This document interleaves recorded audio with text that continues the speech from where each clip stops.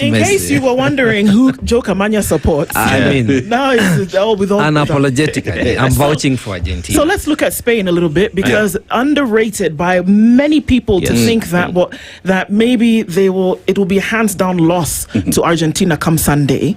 But these boys have been playing through the entire tournament and just making their way through every round, with no question as to their might, right? Yeah. And so you've got many players on that team as well who maybe go unrecognized, but in the world spin of things, actually doing quite well on the football index. Now, what does it look like for them? Is there a likelihood that they could shake the almighty Argentina? Definitely. I mean, you take a look at Spain, they have the meanest defense in this World Cup. They've only conceded one goal. They've played 7 games, conceded only one goal. Yes, and then you have Argentina, which is... they have probably the best attack in this World Cup. They've scored, I think, if not 18 goals so far in the tournament. But the good thing about Argentina, they concede a lot. But for Spain, it's hard to score against them. And you take a look at the players they have. Case in point, Unai Emery, not Unai Emery, but Unai Simon, who's the goalkeeper. Most people don't really rate him highly.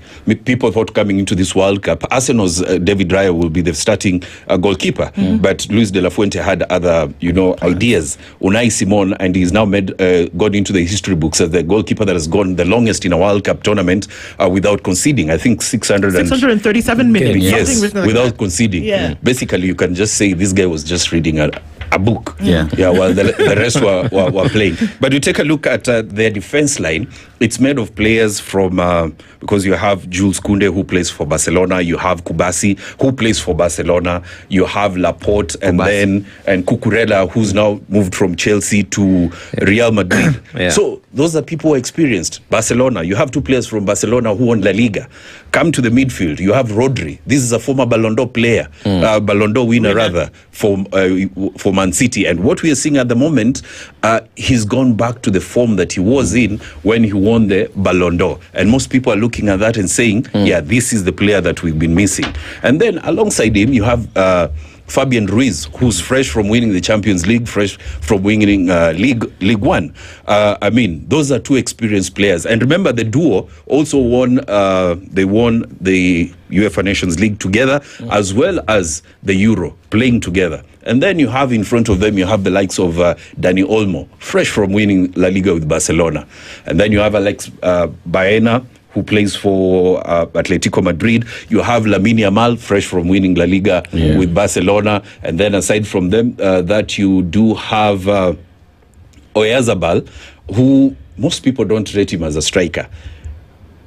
But so far he has 5 goals in this World Cup. Most people don't rate him.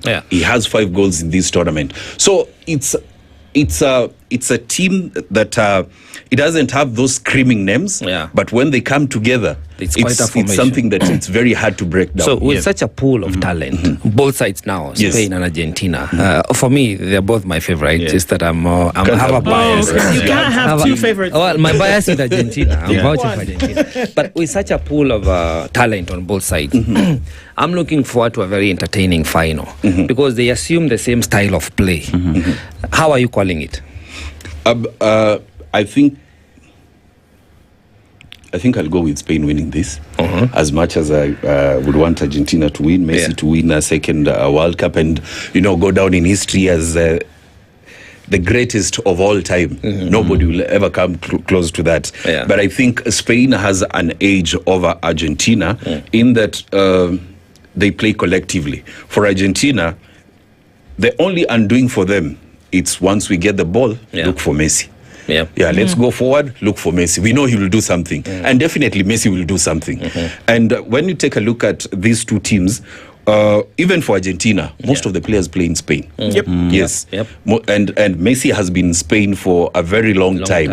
Yes. So when you take a look at how it's going to be, I expect Spain to still stick to their, fundamentals. Just possession. Deny Argentina the ball. And for Argentina, I know it's going to be very quick counter-attacks. Look for Messi. Messi is going to either create or score. And probably what Argentina will be looking for, probably try to be aggressive towards Spain so that they can get a player that can actually retaliate and make Messi angry. And that is what you